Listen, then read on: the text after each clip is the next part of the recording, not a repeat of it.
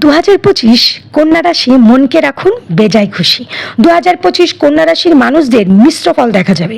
এবছর কর্মক্ষেত্রে উন্নতি দেখা গেল, ব্যক্তিগত জীবনে কিছু সমস্যা কিন্তু থাকবে। কর্মক্ষেত্রে কাজের দিক থেকে অতিরিক্ত চাপ আসার জন্য আপনার মেন্টাল ডিস্টার্ব কিন্তু খুব থাকবে।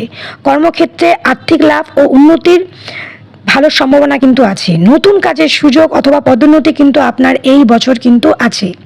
অতিরিক্ত ইনভেস্টমেন্টের জায়গা কিন্তু খুব ভালো নয়, অল্প স্বল্প ইনভেস্টমেন্ট করতে পারেন।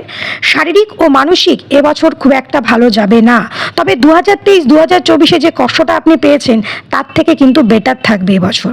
যদি আপনি একটু নিয়ম মেনে খাওয়া দাওয়া করেন, তার সাথে নিয়মিত যোগা, ধ্যান, প্রাণায়াম করেন, তাহলে কিন্তু শারীরিক ও মানসিক বেশি কষ্ট পেতে কিন্তু আপনাকে হবে না। প্রচুর পরিমাণে জল খাবেন। পেটের সমস্যা কিন্তু এবছর হবে, তাই বাইরের খাবার কিন্তু একদম বন্ধ রাখুন। প্রেমের দিক থেকে নতুন সম্পর্ক কিন্তু তৈরি হতে পারে ও পুরনো সম্পর্ক কিন্তু আরও মজবুত হবে। মাথা গরম করবেন না, সম্পর্ক কিন্তু মাথা গরম করলে টিকবে না আপনার। তবে এবছর মাথা ঠান্ডা রাখুন, সব সময় প্রতিকূল হবে আপনার সব দিক থেকে। রুটিন করে সময় মেনে কাজ শেষ করুন। যেহেতু আপনার অধিপতি বুধ, সেহেতু বলার কৌশল ও বুদ্ধি কিন্তু আপনার ভালোই থাকবে, কিন্তু আপনি কিন্তু চঞ্চল এক জায়গায় কিন্তু বসবেন না। মুড সুইং কিন্তু আপনার এই বছর হবে সব কিছুতেই, সেটা প্রেমে হোক কাজে হোক। তো এবছর আরও বেশি কিন্তু এটা হবে, কারণ কেতু আপনার রাশিতে আছে।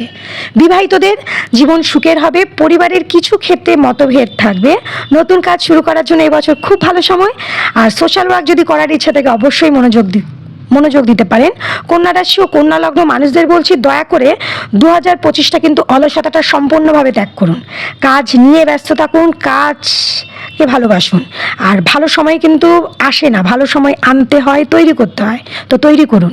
জুন জুলাই থেকে কিন্তু কর্মের দিক থেকে খুব ভালো সময় আসছে, সেটাকে গ্র্যাব করুন। শিক্ষার্থীদের জন্য সময়টা কিন্তু ভালো, সব দিক থেকে সুযোগ সুবিধা ভালো থাকবে। ওভারঅল যদি আমি দেখি তাহলে কন্যা রাশি 2025 কিন্তু মিশ্র ফল পাবে। শারীরিক ও মানসিক দিক থেকে নিজেকে ভালো রাখতে হবে। যদি ভালো রাখতে হয় তাহলে এই কাজগুলো অবশ্যই করুন। রুটিন করে সময়ের কাজ সময়ে শেষ করুন। হনুমান চল্লিশা, বাজিরাং বাণ, মহামৃত্যুঞ্জয় মন্ত্র পাঠ করুন, অথবা এইগুলো শ্রবণ করুন চোখ বন্ধ করে ধ্যানের পজিশনে বসে। গুরুমন্ত্র থাকলে অবশ্যই জপ করুন, না হলে সারাদিনে অন্তত 7 বারের বেশি এই মন্ত্রটা জপ করুন। ওম কৃষ্ণায় বাসুদেবায় হরে পরমাত্মনে প্রণত ক্লেশনাশায় গোবিন্দায় নমো নমঃ। সকালে ঘুম থেকে উঠে স্নান করে 8টার মধ্যে সূর্যকে জল চড়া। রাধে রাধে, সবাই ভালো থাকবেন।